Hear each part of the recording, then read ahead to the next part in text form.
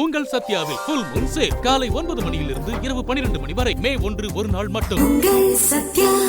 தென்மேற்கு பருவமழை இயல்பில் இருந்து குறைவாகவே பெய்யும் என்று உலக வானிலை அமைப்பு தகவல் வெளியிட்டுள்ளது. குறிப்பாக தெற்காசியாவின் பெரும்பான்மையான பகுதிகளில் மழை பொழிவு இயல்பை விட குறைவாக இருப்பதற்கு வாய்ப்பு இருக்கிறது என்று தெரிவிக்கப்பட்டிருக்கிறது. இது குறித்த கூடுதல் விவரங்களை எமது செய்தியாளர் தாய்மானவன் விவரிக்க கேட்போம். தாய்மானவன், உலக வானிலை அமைப்பு தென்மேற்கு பருவமழை பற்றி சொல்லியிருப்பது என்ன?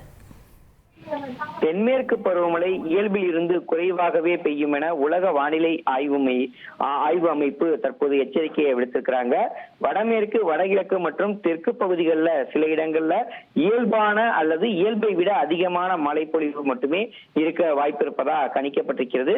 ஜூன் முதல் செப்டம்பர் 2026 வரையிலான தென்மேற்கு பருவமழை காலத்துல தெற்காசியாவுடைய பெரும்பான்மையான பகுதிகளை மழைப்பொழிவு இயல்பை விட குறைவாக இருக்க வாய்ப்பிருப்பதாகவும், மத்திய பகுதிகளில் இதற்கான அறிகுறிகள் மிகவும் வலுவாக இருப்பதாகவும் அந்த புதிய பருவகால முன்னறிவிப்பு அடிப்படையில தெரிவிக்கப்பட்டிருக்கிறது.